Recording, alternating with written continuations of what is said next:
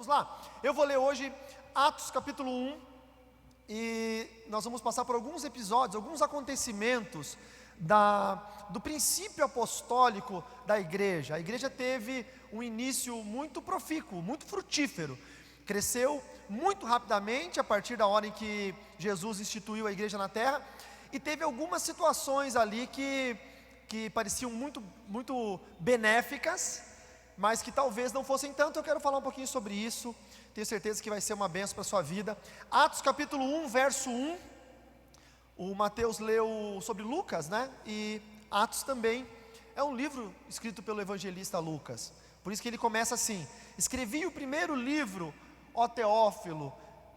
O primeiro livro que ele está se referindo é o Evangelho de Lucas, tá bom? Então aí é o mesmo autor. Escrevi o primeiro livro, ó Teófilo, relatando todas as coisas que Jesus começou a fazer e a ensinar, até o dia em que foi levado às alturas, depois de haver dado mandamentos por meio do Espírito Santo aos apóstolos que tinha escolhido.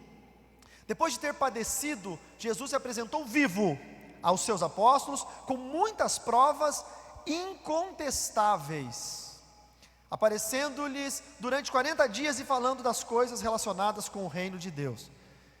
E comendo com eles, deu-lhes esta ordem: não se afastem de Jerusalém, mas esperem a promessa do Pai, a qual vocês ouviram de mim. Porque João, na verdade, batizou com água, mas vocês serão batizados com o Espírito Santo dentro de poucos dias. Amém? Primeira ordem que Jesus deixou para a igreja apostólica, fazendo aqui uma linha do tempo bem fácil de entender. Jesus deixou uma igreja apostólica, depois dos apóstolos veio a igreja primitiva, aí durou algumas centenas de anos, depois veio a igreja medieval e aí por diante. Mas a primeira ordem que Jesus deixou para a igreja apostólica foi: fiquem em Jerusalém, não se espalhem, tá? Hashtag fique em casa. Não é? Não tinha uma pandemia naquela época, mas tinha um plano de Deus, e os planos de Deus, num primeiro momento, são confusos para nós. Tem muitos planos que Deus faz na nossa vida que a gente não consegue entender. Talvez seja eu que sou atrasado, não sei, talvez você entenda bem, mas tem muito plano que Deus faz na minha vida, Ele me fala, dá uma direção, um direcionamento, e eu não consigo entender. Eu fico pensando, por que vai ser desse jeito? Não é? E com o passar do tempo eu começo a ver que as coisas vão fluindo de acordo com a vontade de Deus e trazendo benefício para o reino. E nem sempre, irmãos, o plano de Deus na sua vida traz benefício para você, mas sempre tem que trazer um benefício para o reino de Deus. Nem sempre o plano de Deus traz resultado, recompensa para nós. Talvez nós vamos obedecer a Deus a vida toda e seguiremos do mesmo jeito. Talvez não sei, não quero profetizar, não quero ser o profeta da maldição, mas talvez você nunca se torne um milionário, e amém por isso, irmão, está tudo bem, mas você nunca vai precisar mendigar o pão, porque a mesma palavra diz que nunca viu um justo mendigar o pão. Então quem entra no reino querendo ter, acaba não tendo, porque você tem que desaparecer para que Jesus cresça. Você tem que dar lugar a Deus na sua vida. Então a primeira ordem de Cristo para aqueles homens escolhidos a dedo, no meio de uma multidão de mais de 10, 12 mil pessoas, separou-lhe 12, ele disse: fiquem em Jerusalém. Qual era a primeira ordem? Fiquem em Jerusalém. Só que há uma questão fundamental em nós, que a gente foca sempre numa ordem, e não foca em outras. Não sei se vocês eram assim na escola. A Luciane é professora, tem outros professores aqui. Às vezes você dá uma ordem para um aluno, uma ordem didática, pedagógica, você dá um ensino, Mateus é professor, Evelyn é professor, você dá uma ordem didática para o aluno, e depois você dá uma outra, ele foca na primeira, da segunda em diante ele não lembra mais. Ele ligou uma área do cérebro dele, de aprendizagem, para não esquecer aquela primeira regra, aquela primeira fórmula. Ele ligou aquela área, e depois não lembrou de mais nada. E os discípulos eram assim, irmãos, e era terrível isso. Primeira ordem: não se afastem de Jerusalém. Você pode dizer: não se afaste de Jerusalém? Fica horrível, né? Fica mais ou menos assim, ó: não se afaste de Jerusalém. Fica abafado. Não se afaste de Jerusalém, mas esperem a promessa do Pai. Deus tem uma promessa para aqueles que obedecem à primeira ordem de Cristo. Não se afastem de Jerusalém. Deus tem uma promessa para você. Mas qual que é o fator principal? Obedecer e aprender a entender quando chegou o tempo da promessa. Porque se você não entender isso, você vai ficar em Jerusalém para o resto da vida. E Deus não tem só Jerusalém para você. Seguindo no texto, verso 6. Então os que estavam reunidos com Jesus lhe perguntaram: será este o tempo em que o Senhor irá restaurar o reino de Israel? E aí então Jesus respondeu: não cabe a vocês conhecer tempos ou épocas que o Pai fixou pela sua própria autoridade. E eu nunca recebi tanto e-mail, tanta mensagem em rede social, de irmãos de diversas igrejas, perguntando se a pandemia que nós estamos vivendo aqui em 2020 é um sinal da volta de Jesus. E eu falei que sim, é um sinal, mas não é o sinal. Quem entendeu? Diga amém. É um sinal, mas não é o sinal. Tem que ter, e vai ter mais. E coisas piores infelizmente vão acontecer. Vocês lembram quando os Nardoni jogaram a menininha pela janela? Aquele caso horrível, quem lembra? Do casal Nardoni, que jogaram a menininha pela janela? Nós nos assustamos, foi uma coisa terrível. E a Bíblia já falava isso, quase 2000 anos atrás, que os filhos iriam odiar os pais iriam odiar os filhos. Então são sinais, mas não é o sinal. E aí levanta aquele povo que está mais procurando o anticristo do que o próprio Cristo. Tem um povo na igreja que sabe tudo sobre o anticristo, mas não sabe nada sobre o Cristo. E você não vai para o céu se você encontrar o anticristo. Você vai para o céu quando você encontrar a Cristo, irmão. Você precisa conhecer Cristo. Tem os cientistas da conspiração cristã, tem que ter. Tem aqueles crentes que gostam de conspirações. Eu vou confessar um pecado. Eu gosto de ver uns vídeos meio estranhos de vez em quando no YouTube, que falam umas coisas, que falam de OVNI, que falam de não sei o que. Eu gosto de ver, irmãos. Acredito? Não, mas eu gosto de ver. É divertido. Tem uns camaradas que acham que a terra é plana. Eu acho divertido. Tá bom, tá tranquilo, tá tudo bem, tá ok. Mas você precisa saber quem é Cristo, senão você nunca vai entender o tempo da promessa na sua vida. Você vai ficar andando em círculo na sua Jerusalém para o resto da vida. A promessa veio, passou, pegou outro, levou embora, e você ficou procurando os sinais, que nunca você vai enxergar, se você não conhecer quem é Cristo de verdade. Jesus olhou para eles e disse: não cabe a vocês conhecer o tempo ou a época em que o Pai fixou pela sua própria autoridade. Não cabe a nós, igreja, saber se agora é o tempo do fim ou não. Não cabe a nós. Nós precisamos conhecer o Cristo. Se tem uma coisa que eu mais quero, é que a vinda de Jesus seja na minha geração. É o que eu mais quero, que Jesus volte nessa geração. Mas também era o que João mais queria. 21 séculos atrás, era o que João mais queria. Foi o que Eusébio mais quis. Foi o que Constantino quis. Foi o que todos os homens e mulheres da Bíblia ou da história da igreja quiseram ao longo das suas gerações. Chegou na nossa. O que nós mais queremos é que Jesus volte agora. E se Jesus não voltar nessa geração, voltar na próxima, a próxima geração, o que eles mais vão querer é que Jesus volte. Esse é um dos rudimentos da fé cristã, manter viva a esperança da volta do Messias. O crente que não tem esperança da vinda, da parousia, da volta de Jesus, não é crente. Mas Jesus disse: não cabe a vocês saber quando isso vai acontecer. Então, verso 8. Qual que era a primeira regra? Qual que era a primeira regra que Jesus deu? Fique em Jerusalém, não saiam. Hashtag, fique em Jerusalém. Hashtag, fique em casa. Você pode ficar em casa? Não vou politicar as coisas, tá? Você pode ficar em casa no período de pandemia? Fique em casa, irmão. Não posso, pastor, eu preciso trabalhar, preciso sustentar minha família. Vai com cuidado, se cuida, evita ficar tocando. Eu estava na casa do pastor esses dias atrás. O que eu estava fazendo na casa do pastor? Comendo, só pode ser isso. Acho que todas as vezes que eu fui na casa do pastor, eu fui para comer. Acho que era isso, pastor. Reviro castelhano, comida da Argentina, delícia. E aí eu saí na varanda, tinha um solzinho gostoso, estava frio, e eu vi uma pessoa na rua ali, acho que alguém da internet, da telefonia, atendendo uma vizinha, um vizinho, alguém. Aí eu vi a vizinha com a máscara assim, não estou criticando, tadinha da vizinha, mas bem protegida. Eu vi em algum lugar na internet que o vírus entra pelo queixo. Eu li, e diz que na internet é verdade, se você lê, é verdade. Bem protegida, aí cumprimentou o cara com a mão, não é? E daí já coçou o olho, o nariz, já tirou uma carne atrás do siso. Gente, vocês querem, você pode ficar em casa? Fique em casa. Você não pode, você tem que trabalhar? Não fica tocando em todo mundo e coçando o olho. Não é? Não vou politizar, porque o Brasil está terrível, está polarizado, você não pode falar nada que você é contra alguém, mas se cuida. Mas hashtag, fique em casa. Jesus falou, hashtag, fique em Jerusalém. Agora vê o verso 8. Mas vocês, quem?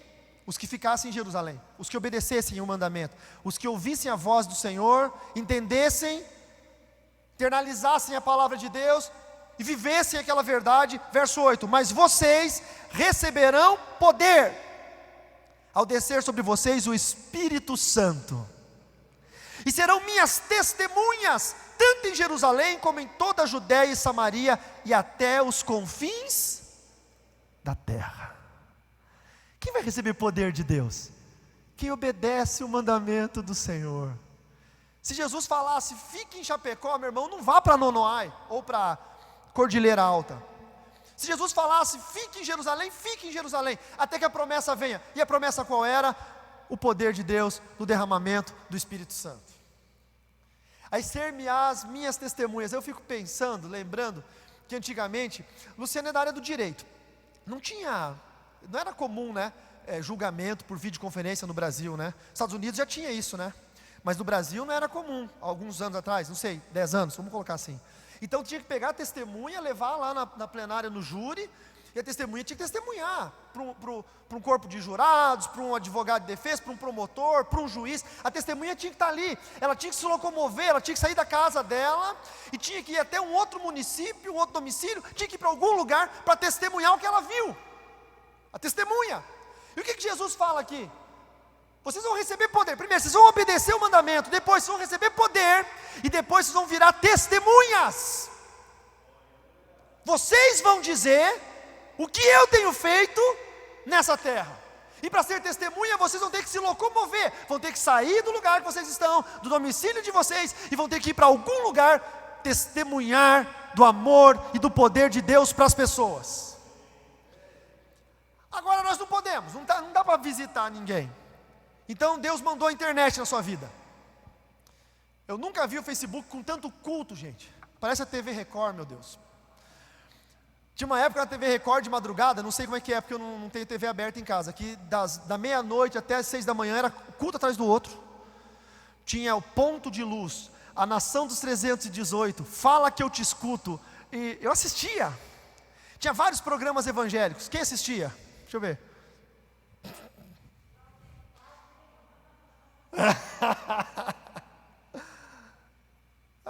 E era ótimo, gente.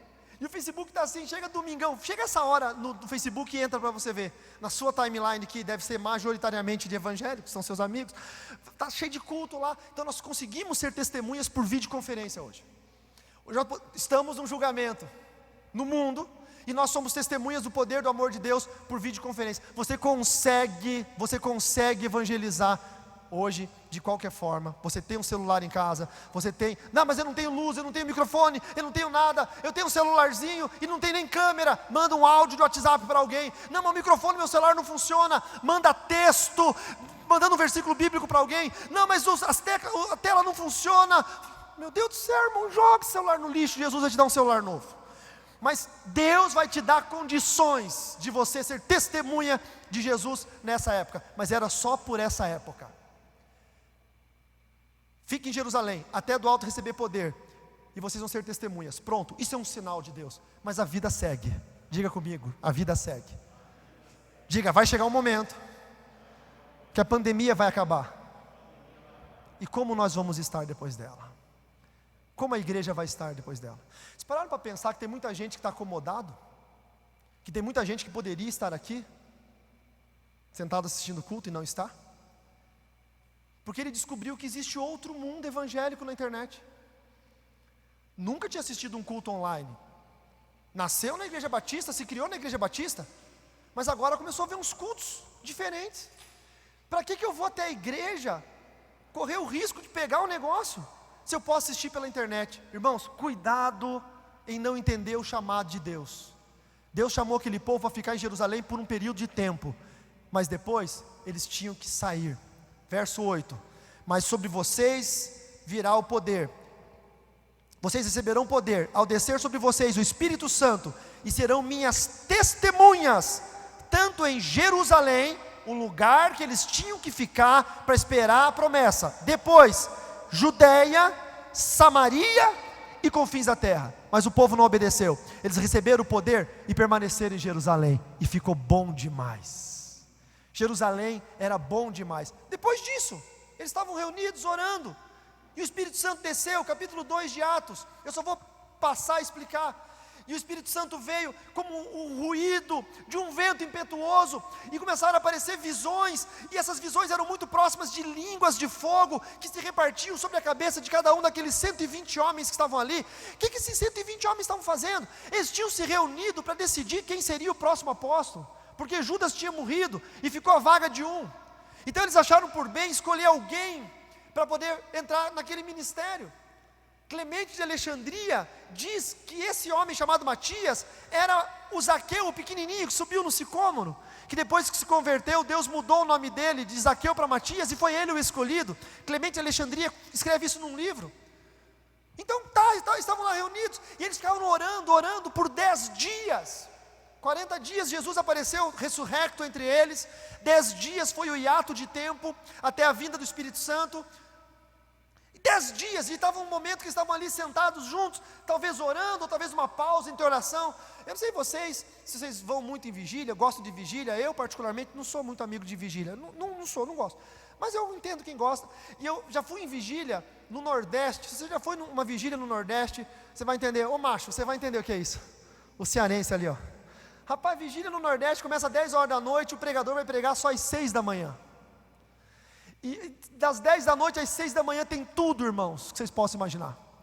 Tem profecia, tem língua estranha, tem gente correndo, fazendo aviãozinho, tem tudo que possa acontecer. Tem tudo ali.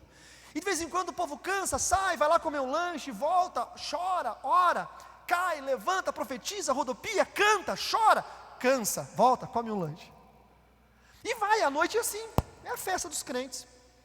Eu não sei se nessa hora eles estavam no momento de descanso, o que era. Sei que começou a vir um barulho de um vento, e começaram a aparecer línguas repartidas como de fogo, e o Espírito Santo veio, e a promessa que Jesus havia feito se cumpriu, e eles foram cheios de poder.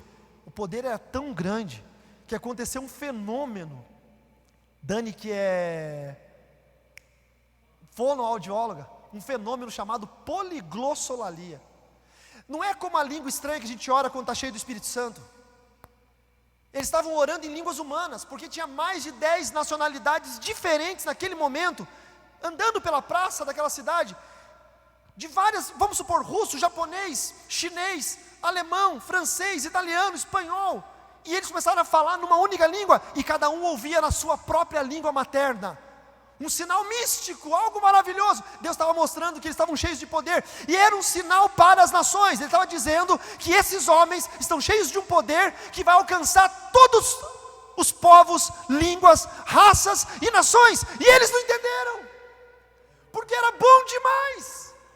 Imagina você estar na janela de uma casa com milhares de pessoas, e vocês falando: ei gente, tudo bem aí? E todo mundo no seu idioma entendendo. E o japonês olhando para o americano e falando: você entendeu? E o americano falou: entendi. Aconteceu comigo isso em Buenos Aires uma vez. Quando eu era jovem, estava fazendo um treinamento lá, e estávamos eu e um amigo meu, Fritold, que é um alemão, e tinha os missionários lá, tinha uma missionária americana e tal. E o meu inglês, irmãos, é o inglês turístico. Eu sei pedir quanto custa as coisas, sei pedir comida, sei pedir socorro se alguma coisa acontecer de errado. E naquela época era pior ainda. Naquela época eu sabia falar umas 3 palavras em inglês. Eu acho que era ketchup, hot dog e Big Mac. Acho que era isso que eu sabia falar. Era o que eu sabia. E no culto foi feito parzinho de oração. E eu fui orar com a missionária americana. E a missionária orou em inglês fluente. Ela é nativa, americana. Enquanto ela orava, eu entendia tudo o que ela estava falando. E eu pensei: como essa mulher fala bem português, vai ser uma boa missionária. E depois que ela orou, e ela terminou em nome de Jesus, amém, eu comecei a orar, no meu português, paranaense, com esse R retroflexo que eu tenho, de falar porta, vem lá do Paraná. E comecei a orar, e a missionária precisou chorar e dar glória, e ela entendendo tudo. No final, eu perguntei para ela: nossa, eu não sabia que você falava tão bem português. E ela falou: what? Eu falei: você fala bem português? Ela: what? Ela não entendia o que eu falava.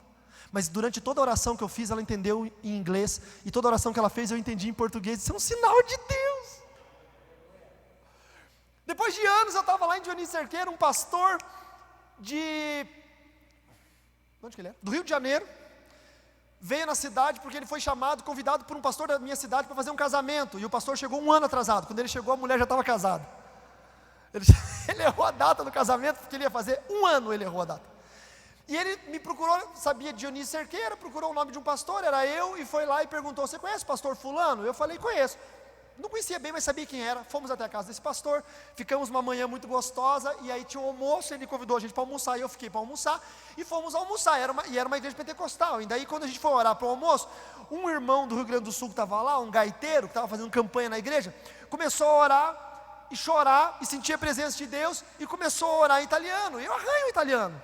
E aí, ele começou a orar, e falar coisas para o pastor do Rio de Janeiro, em italiano, e o pastor do Rio de Janeiro não estava entendendo nada, e chorando, e eu pensei: tudo bem, ele é do Rio Grande do Sul, descendente italiano, está orando em italiano, está tudo certo, ok, amém. E começamos a almoçar, e foi isso. E no meio do almoço eu conversei com o gaiteiro, e eu falei: rapaz, que lindo você orando em italiano com o pastor do Rio de Janeiro, que eu achei tão romântico isso. E ele falou: não, eu não orei em italiano. Mas como você não orou em italiano? Eu entendi tudo que você orou, e você estava falando em italiano. Ele disse: não, eu estava orando em línguas estranhas.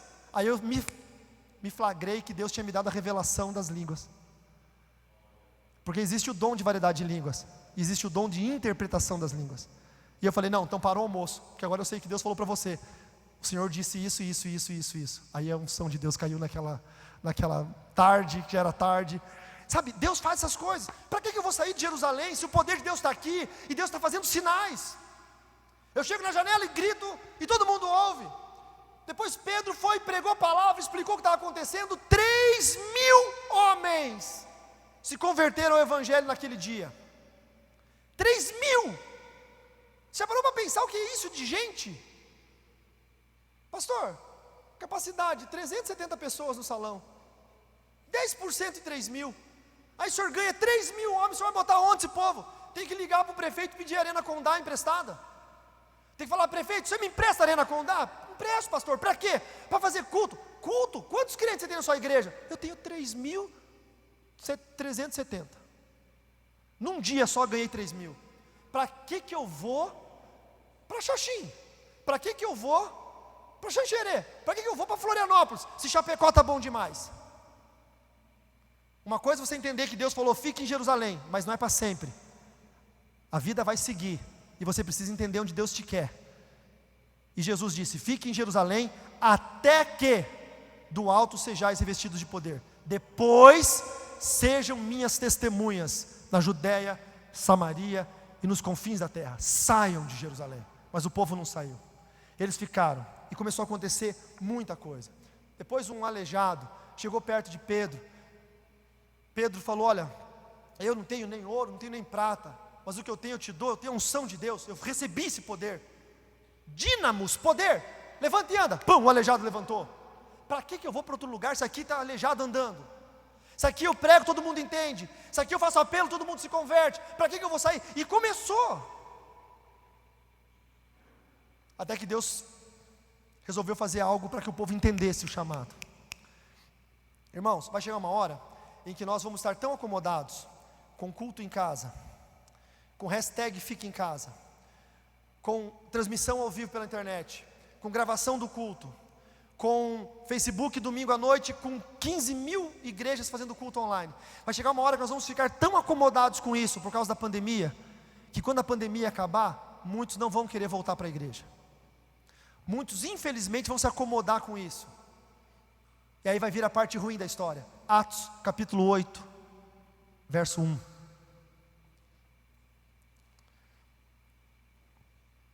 Atos, capítulo 8, verso 1. Quando a Bíblia foi dividida em capítulos e versículos lá em Genebra, esse versículo 1 do capítulo 8 pegou um pedacinho do verso anterior do capítulo 7 e jogou ali. O verso anterior do capítulo 7 quando Paulo consentia com a morte, no verso 60, então ajoelhado gritou bem alto: Senhor, não os condenes por causa desse pecado. E depois que ele disse isso, morreu. E Saulo consentia na morte de Estevão. Isso faz parte do versículo do capítulo 7, tá? Capítulo 8, verso 1: naquele dia teve início uma grande perseguição contra a igreja em Jerusalém. Por que a perseguição foi contra a igreja em Jerusalém? Porque a igreja não podia mais estar em Jerusalém. Ela já devia estar em Samaria, Judeia e os confins da terra. Mas a igreja não entendeu, porque estava confortável, estava bom demais, culto lotado, o povo vendia tudo e trazia tudo para a igreja. Ananias e Safira não deram tudo que tinham vendido, morreram os dois, todo mundo ficou com medo, começou a trazer dinheiro, estava confortável. E aí, quando você se torna confortável, você deixa de ouvir o preceito e a voz de Deus. Aí verso 1: naquele dia teve início uma grande perseguição contra a igreja em Jerusalém. Todos, exceto os apóstolos, foram dispersos pelas regiões da Judéia e da Samaria. Aonde que Deus disse que era para eles serem testemunhas? Judéia e Samaria. Eles foram? Não foram. A primeira ordem: fiquem em Jerusalém até ser revestido de poder. A segunda ordem: sejam minhas testemunhas em Judéia e Samaria. Eles cumpriram a primeira ordem, mas se esqueceram da segunda. Cuidado, irmão, não deixe que a primeira ordem apague a segunda. A vida segue. Deus te deu um chamado, mas o chamado é renovado com o passar do tempo. A pandemia vai passar e você continua sendo testemunha de Jesus. Não se acomode.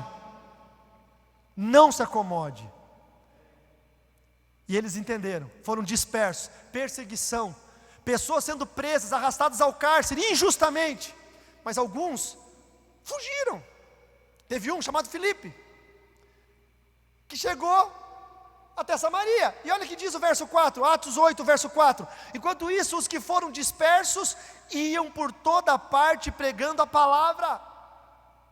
A perseguição gerou um fruto positivo, porque gerou a dispersão, e a dispersão acendeu a memória de que havia uma promessa. E enquanto eles iam fugindo, dispersos, iam pregando a palavra por toda parte. Filipe foi à cidade de Samaria e anunciava Cristo ao povo dali. As multidões unânimes davam atenção às coisas que Filipe dizia, ouvindo-as e vendo os sinais que ele fazia, pois os espíritos imundos, gritando em alta voz, saíam de muitos que estavam possuídos por eles, e muitos paralíticos e coxos foram curados, e houve grande alegria naquela cidade. O que estava acontecendo em Jerusalém era para acontecer no mundo conhecido, porque Deus derramou uma unção para todos os povos, raças, línguas e nações, e é você quem vai levar essa unção até ele. Você pode dar uma salva de palmas a Jesus? Pastor, mas eu não posso ir. Mas você pode ofertar para a junta de missões, porque tem alguém lá no Japão fazendo aquilo que você não consegue fazer, não é? Nossa, mas o Mateus disse que o missionário vive com 20 mil reais, eu quero virar missionário. Olha que coisa boa, Japão, 20 mil, Velozes e Furiosos. Gente, 20 mil é para o cara sustentar a igreja, fazer obra missionária, salvar criança, não é para ele. Não se assuste com valores. Eu conheci um homem de Deus que já está com o Senhor, que ele ia ao Paquistão comprar meninas que eram vendidas como escravas sexuais. Ele juntava dinheiro, pouco dinheiro, fazia viagens, comprava pendrive na época, quando se usava pendrive, e ele vendia pendrive para juntar mais dinheiro. Ele fazia meio que um escambo, ele trocava pendrive por outra coisa, levava roupa, trocava por pendrive vendia, trocava por dinheiro, pegava o dinheiro, comprava meninas dos traficantes sexuais, que eram vendidas como escravas, meninas de 8 anos, 6 anos de idade, e levava para as casas de apoio para meninas escravas sexuais. Ele comprava, tirava da mão do tráfico sexual e entregava às crianças. Se ele tivesse o apoio de uma igreja naquela época, quantas meninas não teriam sido salvas?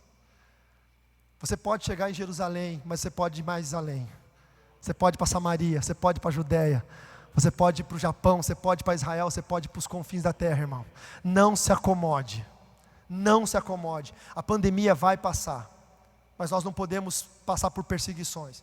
A igreja não pode se acomodar e permitir que perseguições venham sobre a igreja, só para que nós venhamos a nos lembrar da promessa. Nós sabemos qual que é a promessa de Deus, que nós seremos suas testemunhas, em nome do Senhor Jesus. Felipe foi à cidade de Samaria e anunciava a Cristo ao povo dali. Verso 6, as multidões, diga comigo, multidões, unânimes, davam atenção às coisas que Felipe dizia. Gente, existe uma multidão, fora do seu círculo de amigos, fora do seu círculo de parentes, fora do seu network, existe uma multidão de pessoas ansiosas, receptivas, sedentas pela palavra de Deus, só esperando você levar a palavra até eles. Quantos entendem isso? Diga amém. Existe uma multidão. A época de pandemia, convidem pessoas para virem à igreja. Convide. Você pode convidar alguém que não é do grupo de risco. Você pode dizer, você é bem-vindo no culto, de domingo na minha igreja, de quinta, de terça, de sábado, você é bem-vindo. Eu que tenho muitos amigos em outros estados, amanhã, que Deus abençoe o Nordeste, que não aconteça o lockdown, que é para amanhã acontecer um lockdown terrível no Nordeste, fechar tudo, empresa, igreja, os pastores não vão poder nem ir até a igreja para fazer live, nem isso. O Augusto Nicodemos está apelando para o governador não sei qual estado que ele mora, do Pernambuco, apelando para o governador para deixar pelo menos os pastores irem à igreja para fazer sem ninguém no culto, não como nós aqui, só para o pastor estar lá pregando, para o crente, porque é um conforto visual, o crente vê o pastor dele no altar da igreja dele, é diferente de ver na cozinha da casa, é o mesmo pastor, a mesma palavra, mas há um conforto visual. A memória emotiva ela é ativada quando você vê a sua igreja. Luciane falou isso, ficou um tempo, voltou domingo passado, né? Nossa, parece que eu viajei e voltei e a casa está arrumada. É isso, há um conforto visual e emocional. Que Deus abençoe o nosso Brasil, irmãos, porque tem estados da nossa nação que estão fechados, as igrejas não podem fazer culto, nem com essa segurança, essa distância de segurança, não podem fazer nada disso. Mas nós podemos, então não se acomode, convide pessoas para vir à igreja. Parabéns a você que é corajoso, que saiu de casa, que veio com todo cuidado, está se segurando aí com vontade de dar um abraço no irmão, está se segurando aí com vontade de dar toca aqui, irmão, paz do Senhor. Aguenta, vai chegar um dia que você vai voltar com a mão cheia de craca para casa, de tanto cutucar irmão na igreja, fica tranquilo, você vai voltar cheirando 30 tipos de perfume diferente, tanto você vai abraçar os irmãos. Mas agora é a hora de nós pensarmos em ser as testemunhas de Jesus, porque Ele deu um chamado para a igreja, há um poder de Deus sobre nós, amém? Que Deus te abençoe em nome do Senhor Jesus. Você pode aplaudir o Senhor? Vamos orar? Fique em pé, por favor. Fique em pé, nós vamos orar. Eu estava ali na hora do louvor, pastor, pensando num jeito de a gente poder ungir o povo. E tem um jeito muito fácil, a gente colocar o óleo num dispositivozinho que tenha um biquinho assim, né? E aí os irmãos podem, na hora da oferta ou no final do culto, né? A gente pode ungir os irmãos. A gente não precisa botar o óleo na nossa mão e tocar nos irmãos. A gente pode só, entendeu? Para que não perca esse rudimento tão importante que é ungir os irmãos.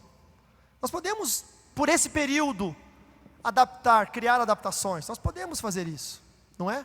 Não teve uma época que o catolicismo não podia mais ter o contato, teve uma época da peste negra, teve várias épocas. Você vai em igrejas antigas na Europa, que tem os lugarzinhos específicos escavados na pedra dentro da igreja, que ali tinha água benta, que ali tinha, a pessoa ia lá e ela mesma que se servia no self-service de elementos religiosos, água benta, tinha hóstia, tinha tudo ali, era self-service.